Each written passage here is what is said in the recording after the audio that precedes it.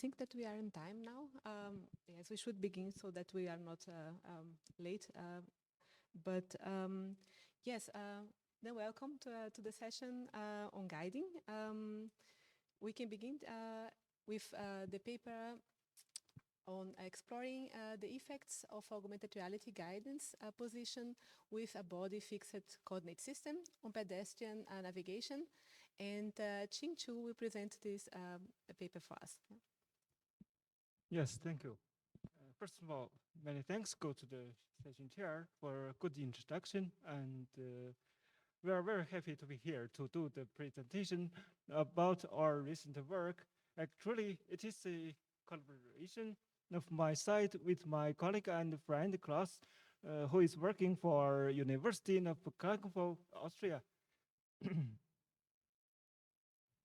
My presentation, excuse me, because our student couldn't come here. So for parameters, for details of experimentation, please go directly to our student. I'm sorry, but I'm trying to do my best to do this presentation. So my presentation includes several necessary parts. The first one is the introduction and the setup, and then some results, and then conclusion, and also with discussions, and finally we give some words on future work. So basically, it has been accepted that AR-based navigation and the body-fixed coordinate system are very important for the applications of AR. But the visual overlapping between our AR guidance and the environment remains a problem of AR-based navigation within this system.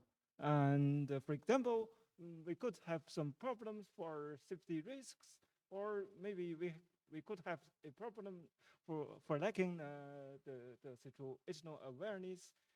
So in this case, how to effectively position AR guidance is the motivation of our study. Our work involves a user study to understand how the vertical positioning of AR guidance impacts user behaviors during pedestrian navigation within a body-fixed coordinate system. To our knowledge, this is the first study to explore this AR guidance positioning in this coordinate system for navigation tasks. In particular, we offer a new perspective by focusing on eye movement data collection and analytics, because we believe visual channel of a human does play a main role in navigation and this kind of sensory motor tasks. So we believe this data can do a lot here. In one word, in this way. I'm sorry. We provide a holistic evaluation based on both objective metrics. For example, we use eye movement data, we use walking behavior data, and also together with user feedback to understand the impact of guidance position in this context. So let's go to the setup. For controlled and reliable eye tracking, we simulated AR-based guidance in VR environment. Because in this case, it is easy for us to get the 3D gate point for the scene. In this case, we can do more and more deep analysis for our work later. Our guidance content is designed as a map of a supermarket with a semi-transparent circular interface to prevent users' bias for different routes, 1 for training, 3 for experimentation of guidance positionings, simulated a supermarket navigation task. As for performing the task, the participant's current position is updated on the AR guidance. So for comfortable use, the AR guidance was positioned 2 meters in front of the participants, just below eye level, and at 3 body height positions, top, middle, and bottom, with adjusted pitch of the guidance to ensure stability and minimize task interference. We used a fixed coordinate system, anchoring the guidance origin to a waist tracker. We use tracker physically here so that it moved in sync with the user. To facilitate real walking navigation in a limited physical space, typically we use HTC device, and it supports 10 times 10 meters a square. So it's sometimes it's enough for task, but we used redirected walking and manipulating participants' orientation during walking, during navigation. This made participants feel how to speak? Follow a curved path, but feeling they are walking in a straight way in the VR environment.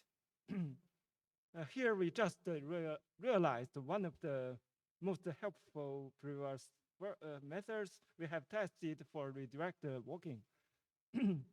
The experimentation has 4 stages: preparation, training, formal experiment, and also the post-experiment. The whole procedure lasts about 15 minutes for each participant, during which we collected movement data, walking behavior data, and also some subjective user feedback. Now we are going to the results. First of all, we show some eye movement results. This is one the most part of our talk. First of all, the vertical eye position during fixations on the guidance varied across guidance positions. And in the meanwhile, vertical eye position during fixations on the environment remained relatively consistent. We have still some other descriptions on the results, but due to the time limit, we just give out the main results here. Secondly, the top position led to the highest vertical eye position during fixations on the guidance, and also the top position resulted the largest vertical eye movement during gaze shifts between the guidance and the environment. Thirdly, the top position resulted in the shortest duration of fixations on the guidance. The bottom position led to the shortest duration and the smallest amplitude of gaze shifts between guidance and the environment. Fourthly, the bottom position led to the highest rate of gaze shifts between the guidance and the environment. The middle position led to the lowest rate of vertical eye movement during gaze shifts between guidance and the environment. So let's go to the walk behaviors, and the only significant result we have so far is that the middle position resulted in the smallest relative difference in walking speed between fixed on the guidance and on the environment. Lastly, for the result of subjective user feedback, the top position resulted in a lower mental demand than the bottom position. The bottom position led to a lower frustration than the top position. So let's have some conclusion and also some implication discussion about our work. Basically, we concluded that the AR guidance position significantly affected eye movements working behaviors and subjective evaluations. It means that for each position, it has some distinct features for this positioning situation. For instance, the top position resulted in the shortest of fixation duration on the guidance, and also in the meanwhile, it resulted in lower mental demand compared to the bottom position. So it means that it could be that, for example, for implication, the top position could be recommended for the task where high demanding for the complex and also, for example, some high priority information. So in this case, with this kind of positioning, maybe user can do task very well, and also they could have some very good experience. And as a small example, for example, if we use AR in a quick navigation to somewhere very critical, and so in this case, the top position does work. Finally, we give some words on our future consideration. Actually, we are people on computation.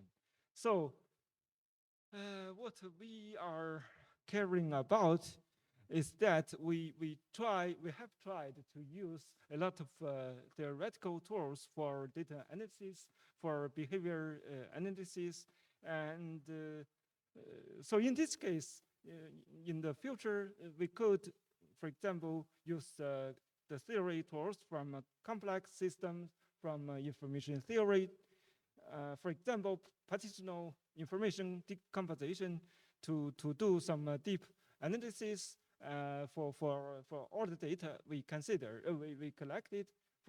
In this case, for example, we have eye tracking data, we had data of head motion, we have a lot of working behavior data, and also many kinds, I think, for behavior data.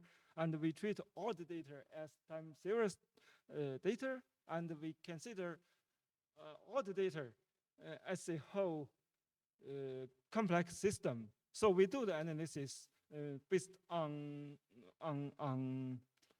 deeply understanding the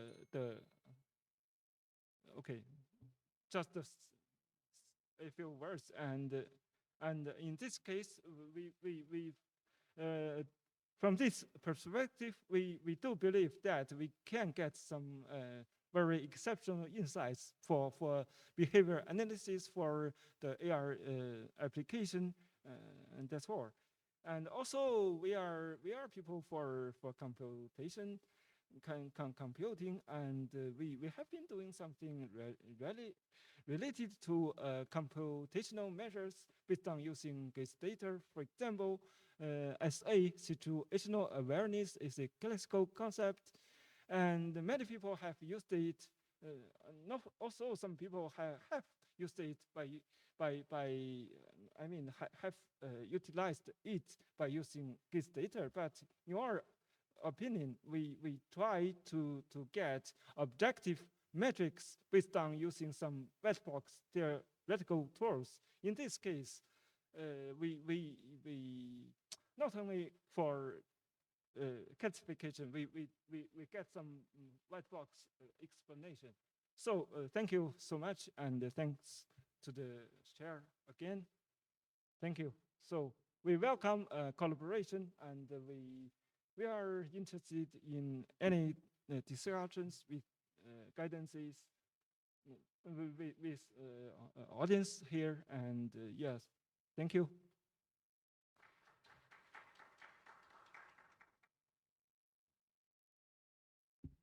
So yes, we don't have much time, but we have time for maybe one question. Do we have questions? Yes, please.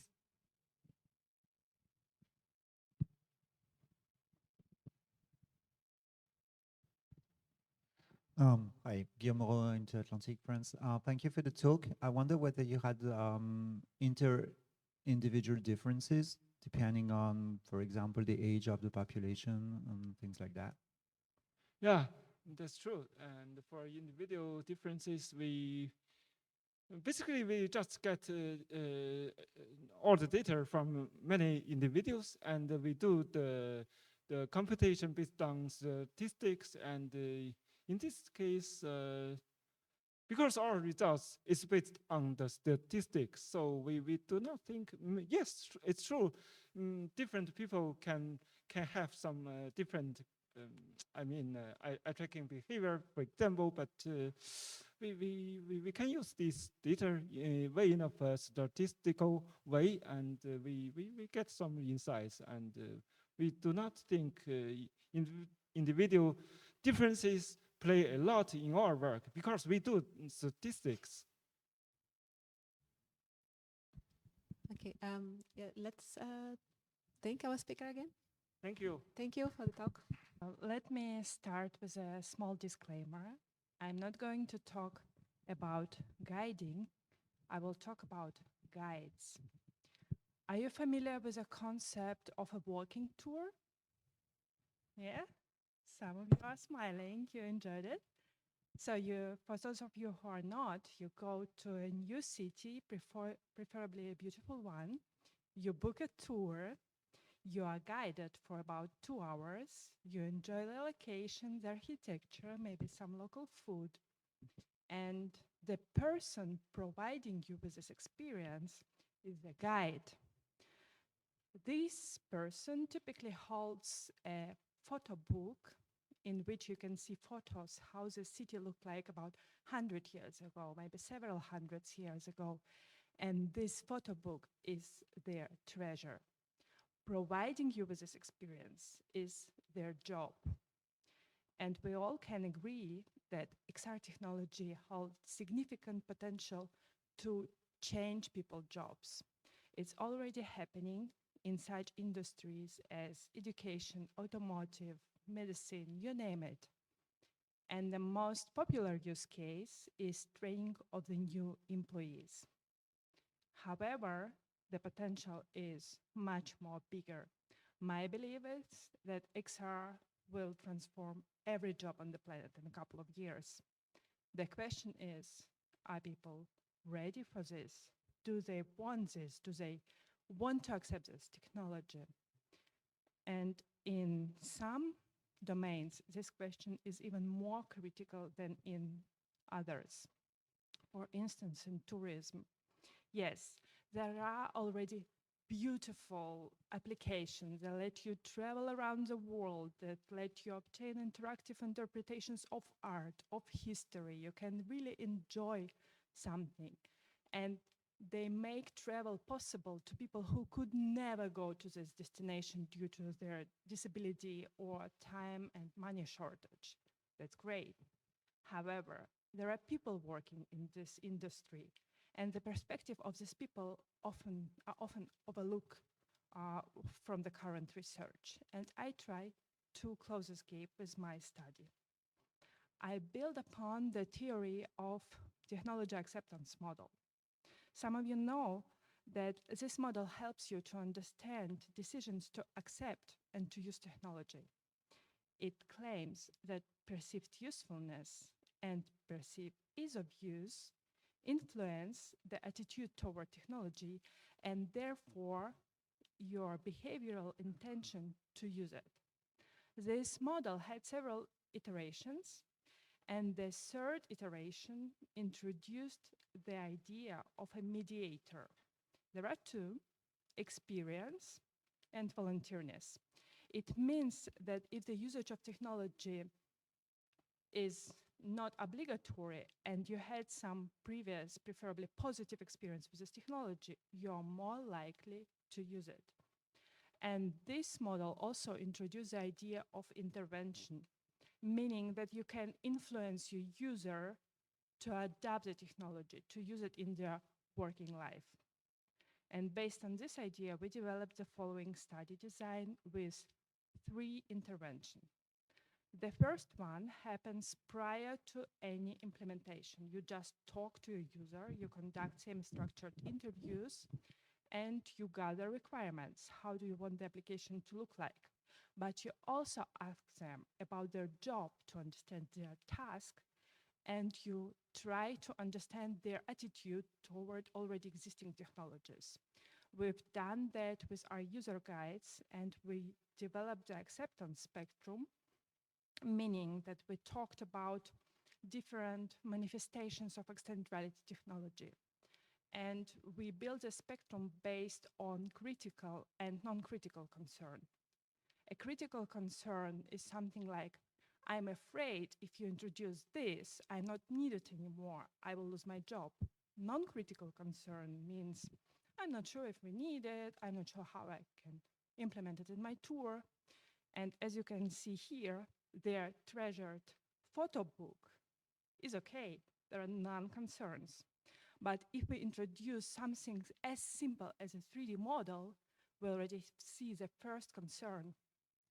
If we enrich this 3D model with sound or animation, there are more concerns. Video is even more concerning. And by translation, we land at the critical concern. People are already scared to lose their job. With dialogue, more than half of our guides were scared to lose their job to this application. So in the second iteration, we took this acceptance spectrum and 3 most accepted features. You remember photos, 3D objects, and enriched 3D objects. And for the second intervention, we will build the first prototype with the 3 most accepted features. We work with 2 mediators, experience and volunteerness. So we invited to the second intervention people voluntarily, and we showed to them our first prototype. It was a very controlled environment, a very sleek demo. We've done everything to avoid failures. We tried to provide this first positive experience with technology. And after that, we gathered feedback during the focus groups and requirements for the third intervention, for the teaching workshop. In the third intervention, we taught our guides how to use the application during their tours. It was in the wild. We went to the point of use, point of interests, and we showed how to work with our application on site, how to show 3D objects in original place, in original size to the tourists, from which angle they're more attractive, and so on. And after this workshop, we gathered data on knowledge transfer about usage of our application. This is how we build positive experience. You also remember we were talking about volunteerness. So we invited 20 people to participate in our study. We got 11 to agree to participate in the interviews. We lost 2 after this stage, but we got an additional 1. So we conducted focus groups with 10 people. And you definitely see the trend. There is some mortality. For the workshops, for the teaching sessions, only 5 were with us at this point. If you want to see the results, please consult the paper. I want to talk about our learnings. We had to work with some misconception. People still believe that HMD means dizziness. It influenced our usage, our choice of the device. They also thought that the holograms could be gray and green and not appealing at all. We had to work with the textures. Another concern was that they're going to put people in danger by wearing the headset on the street. So we agreed that we will use the headsets only on the point of the interest and not during the walking, so no guiding here. And the most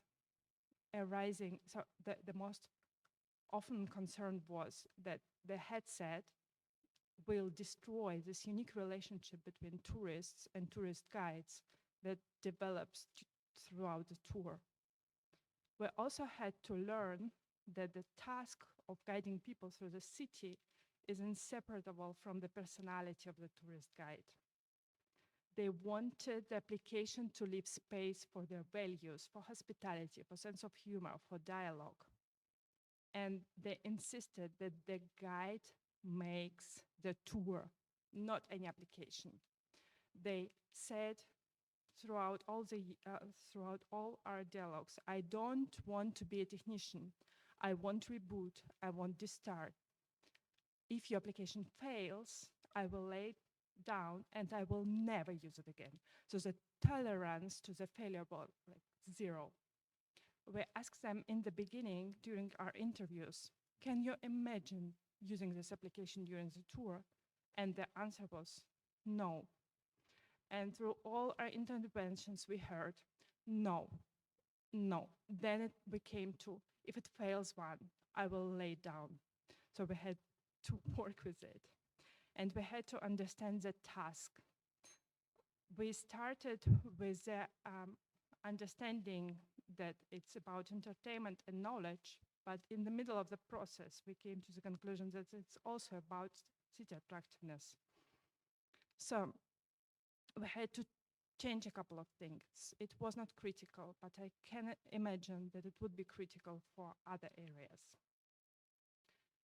And another request was that they needed a very high degree of freedom. They wanted to be in control because every tour is unique and it depends on tourists and their background and their experience. So they wanted to determine when a 3D model appears and when the animation is triggers. So as you see, many requests, many attitudes. We had the most beautiful technology at our disposal. We could implement the most sophisticated application with dialogue, with translation, anything you want. But our guides wanted the digital copy of their photo book. We implemented that, and we came from 11 no's initially to 2 guides who provide the tours occasionally and 2 additional ones on a daily basis. If you will be in Germany, come to the city of St. Louis, look for yourself. Thank you.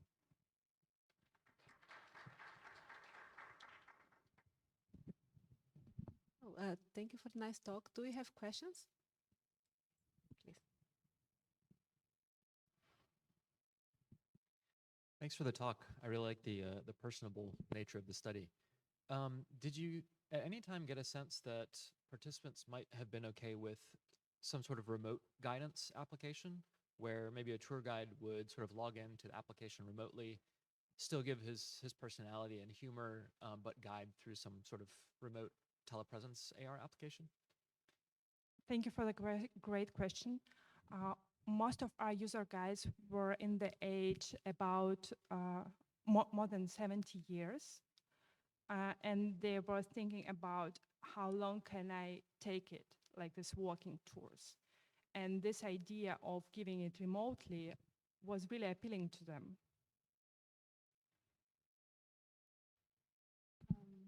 Maybe some more questions?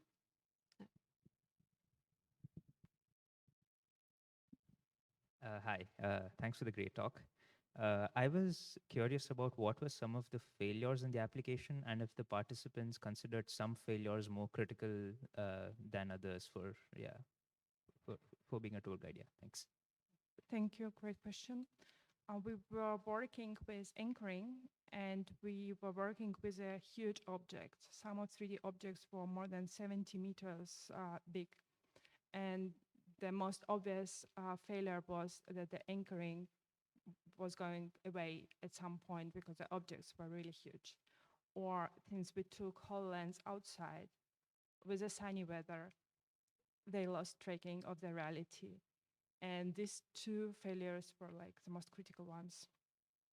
Thank you. Okay, let's thank the speaker again. Thank you. In this talk, I will be presenting our investigation of design techniques for augmented reality motion guidance. Let's start with an example application where motion guidance with AR would be useful. Our motivating example is exercise, such as physical therapy and strength training. During appointments, people can get feedback on how to correctly execute an exercise from their physical therapist or personal trainer. However, when practicing independently, people may struggle to do the exercise correctly and even injure themselves. augmented reality can help by situating visualizations to guide people to the correct motion. For example, here when the person puts on the headset, they see a pink ball to start at and then a target yellow ball to reach for, guiding their motion. Previous research has compared AR design techniques for motion guidance. However, these studies largely focus on frontal plane upper body motion, decreasing the need for having to move one's head and look down to see the movement. These findings may not generalize to other motions, such as those in exercise. For example, what about motions with lower visibility, where people need to look down to see their body part moving? Previous work has also focused more on using paths to guide motion. We lack insight into how these paths compare to other visualization techniques, such as those that are target-based and involve reaching for a final destination. We look to fill this gap with the research question, how do different AR design techniques impact motion guidance for a wider range of motions? This research question is particularly helpful for our motivating example, where exercise is range and visibility using upper and lower body parts in different planes of motion. We focus on the two design variables encoding and perspective, illustrated in this table. These variables work together to make up the tested visualization technique. Many AR applications use these encodings and perspectives to guide motion. We conducted an experiment to understand these designs' impact on motion guidance, measuring participants' performance and ratings for usability. Here are the primary sections of my talk, starting with defining the two design variables and hypotheses for our experiment. To illustrate our design variables, we show visualizations people see in the headset. The perspective is the point of view the person sees the visualization. First person situates the visualization onto the person's physical body. Third person situates the visualization onto a digital representation of the person. For third person, the participant looks forward to see their digital twin facing them and mirroring their real-time movements. This is similar to looking forward into a mirror. The encoding is the graphical method guiding a person's motion. In this experiment, we used 4 encodings, which we show here in a third-person perspective. The path shows the target trajectory with the final target position at the end of the path. The object encoding presents a sphere at the target location, focusing the participant's attention solely on the target. The line encoding shows a long line with the target at its center, using the metaphor of a finish line.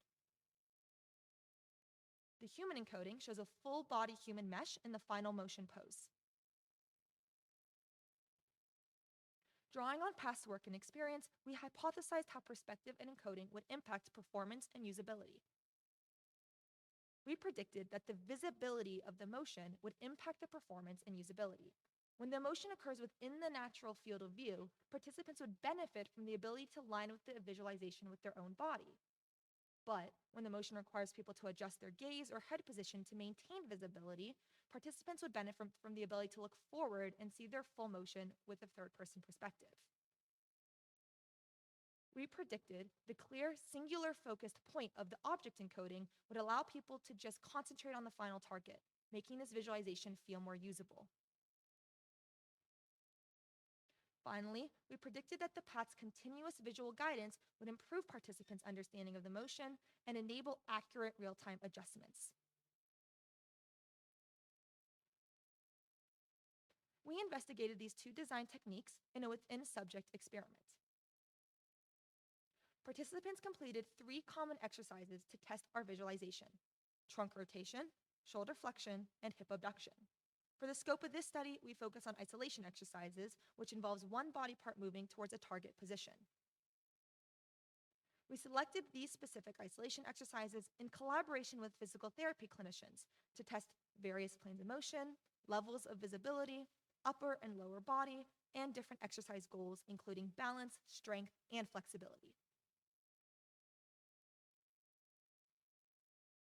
During the study, we measured both performance and usability for each visualization. We recorded and analyzed 4 performance measures. In this example, the target path is shown in yellow, and the participant's movement is shown in pink. The path error measures the degree of alignment between the target trajectory and the person's movement trajectory. The target error calculates the distance between the final target position and the participant's end position. The completion time indicates how much time was spent per cycle.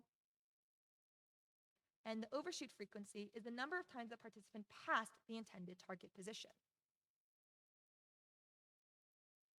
For usability, we ask participants in real time, so right after completing the trial, and post hoc after completing all trials. We measured usability using 2 Likert scale questions that were used in prior usability studies, focused on how easy was it to use, and if participants would use this frequently. Each participant saw 24 visualizations. For each visualization, they got 30 seconds of practice followed by 3 formal attempts. The start position was marked with a small pink ball.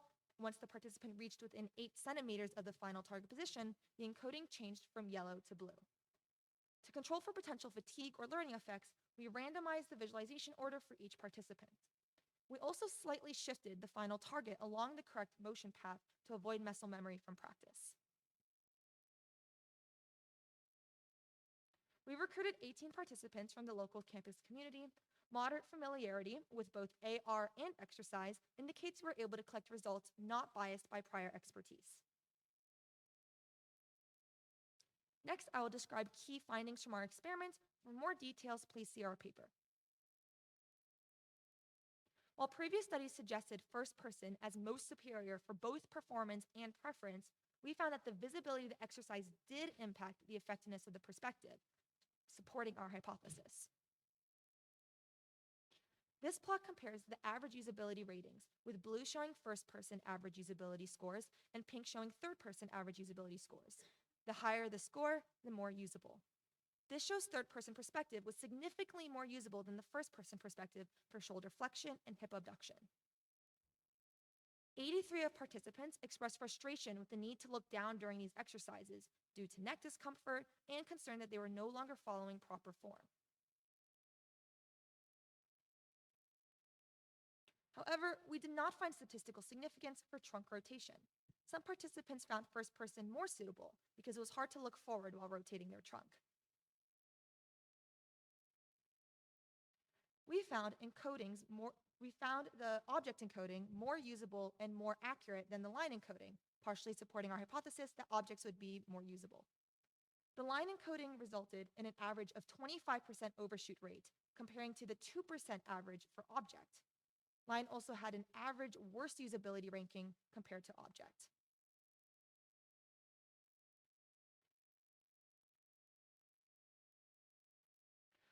Though the line encoding was found to be less usable and less accurate, some participants liked the analogy of breaking the line and thought the encoding looked more forgiving. Apologies for the video quality. For the object encoding, people liked its simplicity and clarity in indicating a specific target in space.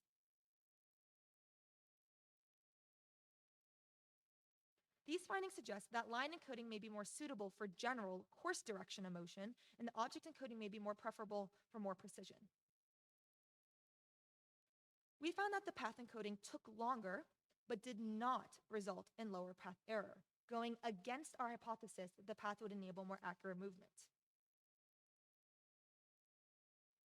One potential explanation is that while it may appear from the participant's perspective that they are following the path, they may actually be underestimating depth. For example, from a bird's eye view 3D plot of a participant's hand in pink and the ground truth visualization in yellow, it shows their hand moved in front of the path.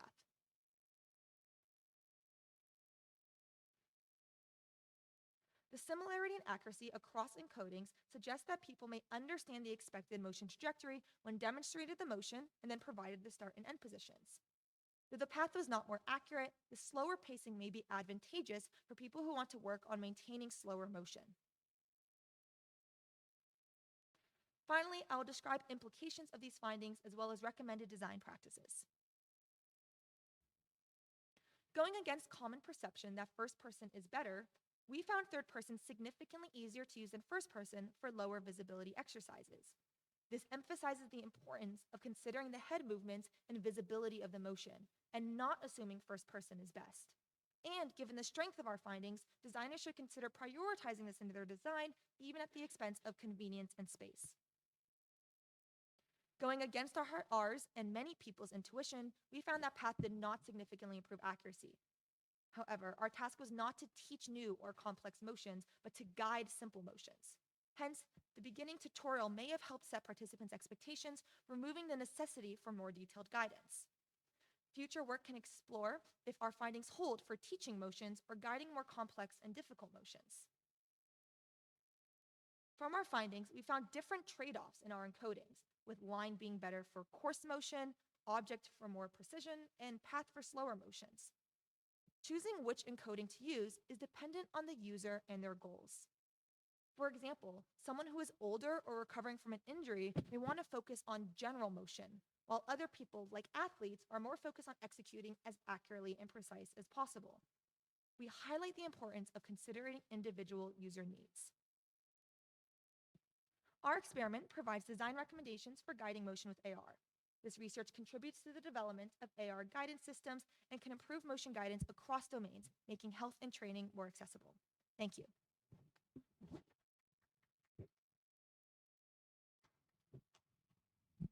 Jade, thank you for the talk.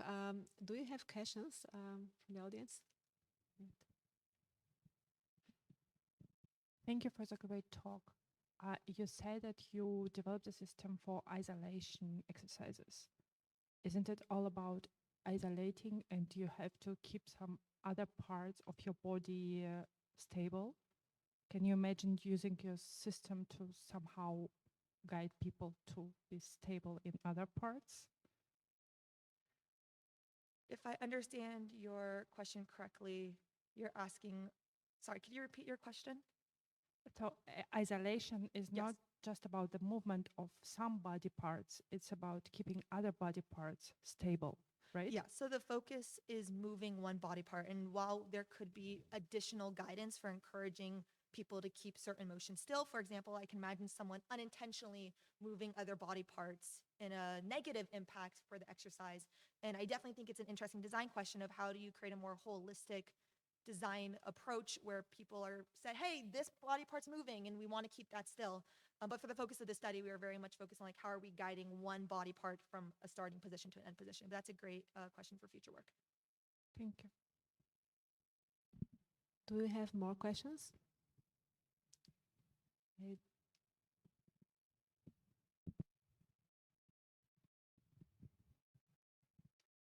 Yeah, I'm curious about the overshoot for the line. I think it was 25% versus like 2% for the sphere.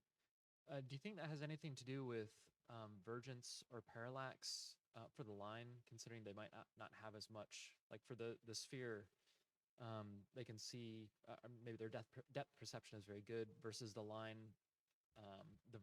the left-right vergence is not as good, or do you have any other ideas about why that might be the case? Or why they overshot? I think there's questions of field of view. For example, if we did a shorter line, if we would get the same significant overshoot as the object. I also think we did see overshoot across all exercises, so I was going to say maybe it was a plane of motion, but I think we did see it across. My hypothesis is really this metaphor of like passing a line, right? Like when you think about a finish line in a race, you're not stopping at the line and saying, yay, you're like crossing that line. So I think the story that's communicated with this line is subconsciously like, I want to break the line. And this was actually favorable for some people who mentioned like, I really like this feeling of breaking through, but it did create this overshoot. And so the message isn't necessarily we should avoid overshoot, it's just recognizing that different stories that are communicated with different encodings can lead to different types of motion.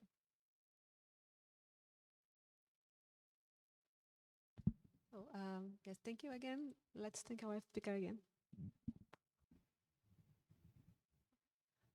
Hi everyone, my name is Mingming Wang. I'm from the School of Design at the Hong Kong Polytechnic University. Today I'm excited to stand here to present our work on Emergm, a 3D design tool for creating user journey maps based on the immersive virtual environment. And we organized our contents into 6 sections, the background context and the formative study, the system development, the user study, and the key findings, and also time for questions. And journey maps as a fundamental UX design tools for capturing the user journeys and finding the pain points and design opportunities.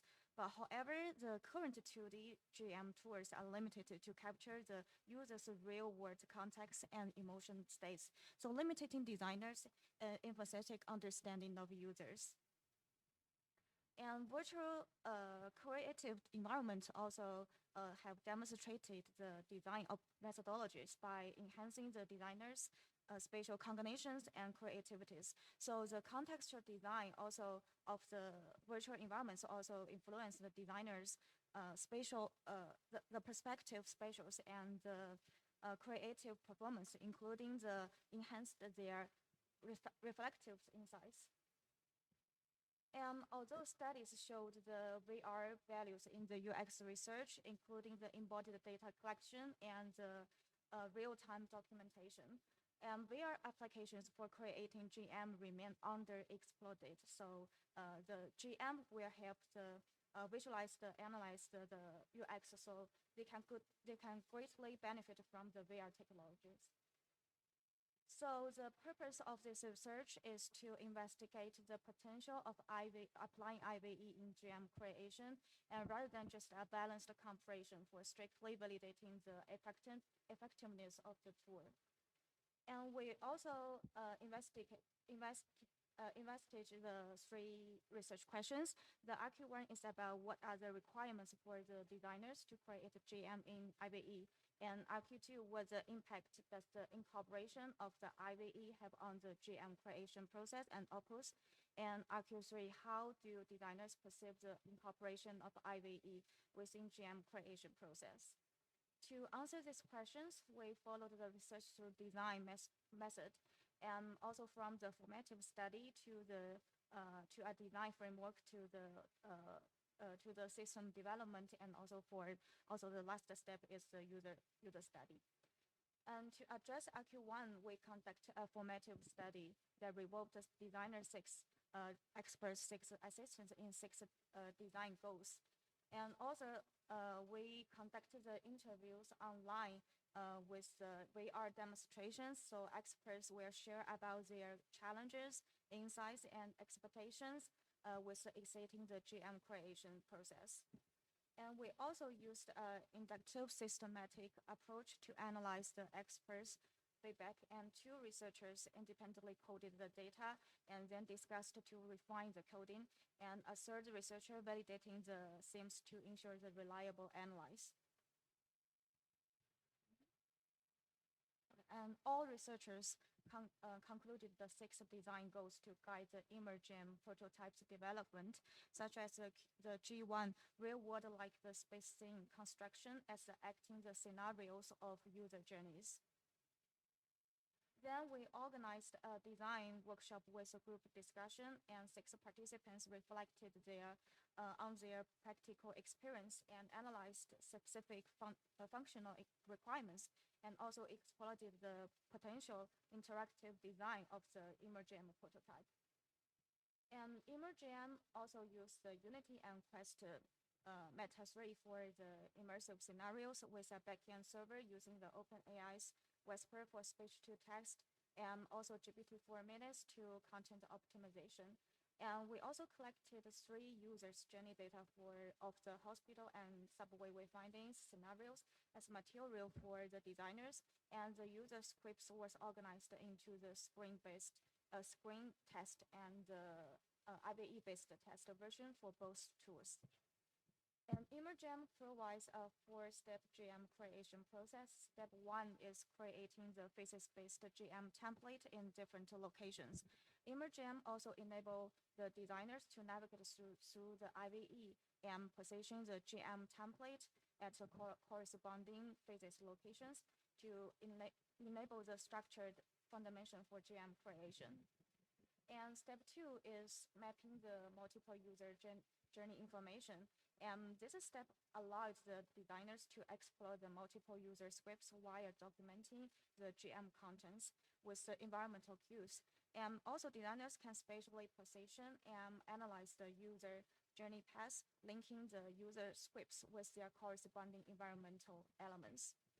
And step 3 supports designers to refine and synthesize the physics-based journey contents And the system allows, it enables the contents management and for designers analyze, such as double click the record button to add the data or using the delete to remove the inaccuracies.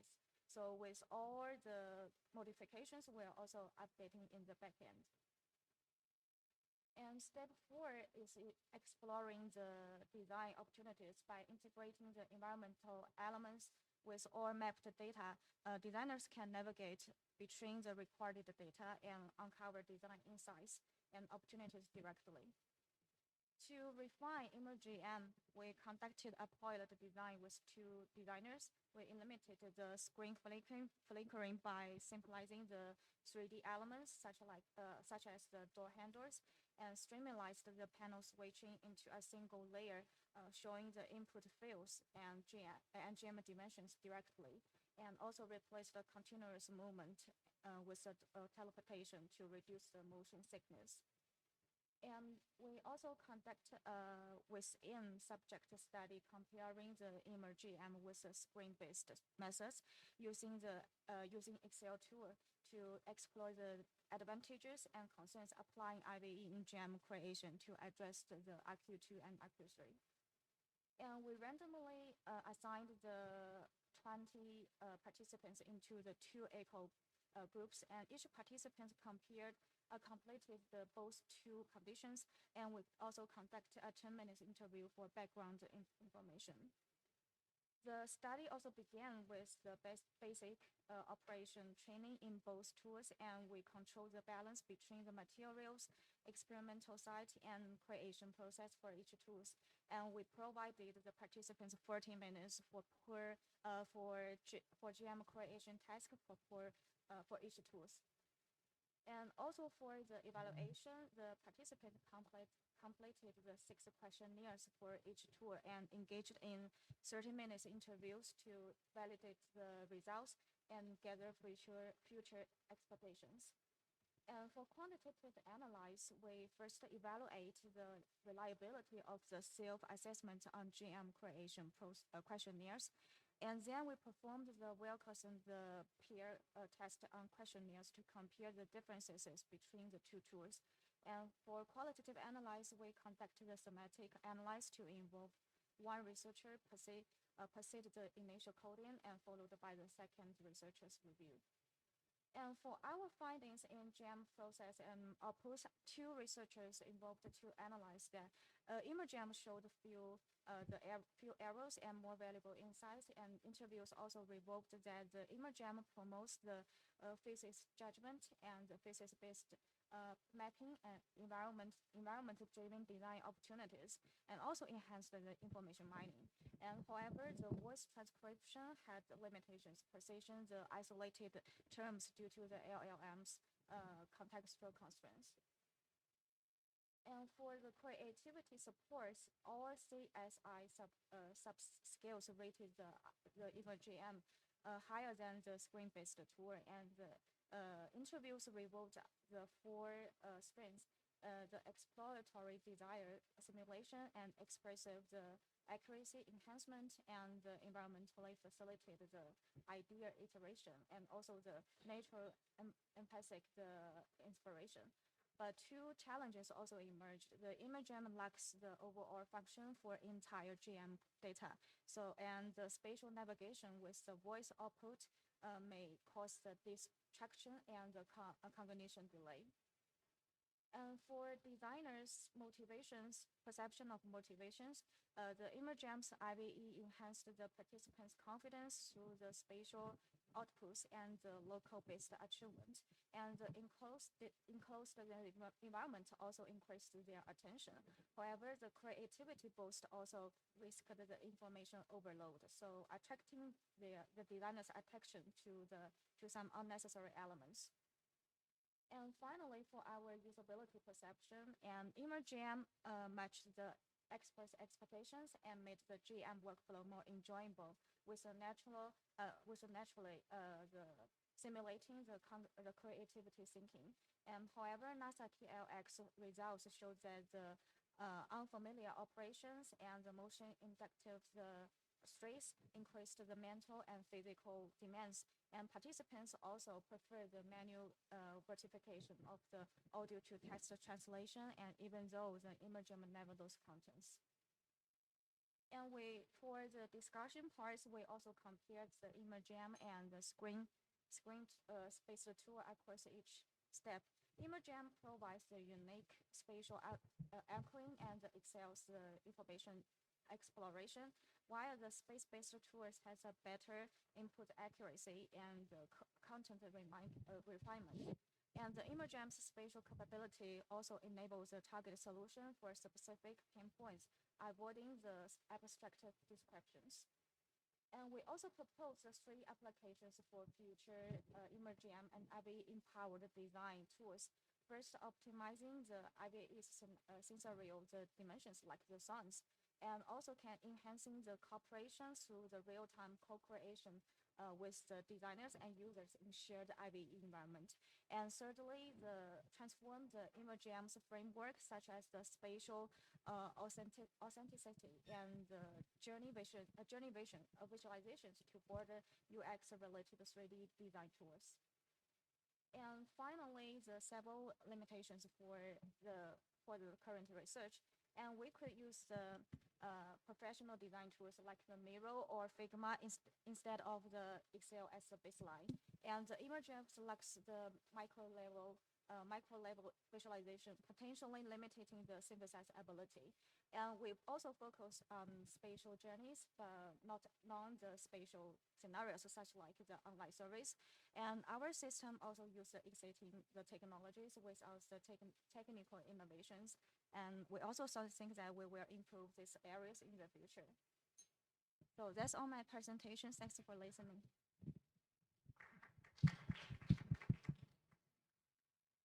So thank you for the nice talk. Do we have questions from the audience?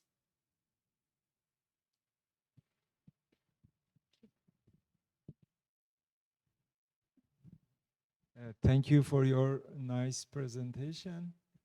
I would like to know how immersive environment can enhance user empathy and contextual understanding when they are going to design user, journey mapping. Oh, okay. This is because the traditional journey map tool are just like a 2D table. So when designers to have some design methods such as the interviews with the users to get the more information about their one of the specific journey, such as the service workflow when they just want to buy a coffee.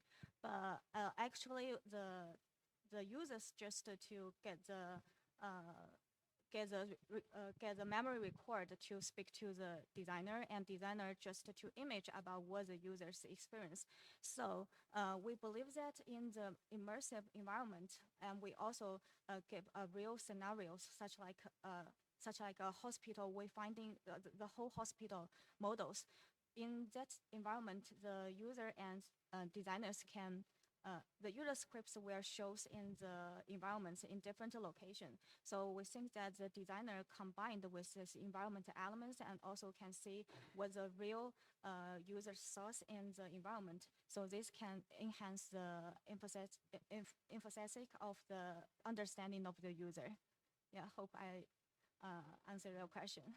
Yeah, thank you. Yeah, we're quite right on time. Do you have a question yet? Okay, last one. Yeah. Thanks for the talk. And I wonder if you use 3D, maybe some problem for cluttering, and maybe some user could be lost in the 3D environment. How do you think about that? Oh yeah. Actually, for this part, we just want to know what the designers, how to get more users' information in the IVE. So we also simulate the user's path in the environment. So designers can follow with the user's path and use the scripts in different locations to get the information. And we also get the training before the study to teach the designers how to go inside and what the areas, what the environment areas for them. Yeah. Thank you. Thank you. Okay. Yes. Then we can finish the session then, and let's thank our speaker again, all speakers also.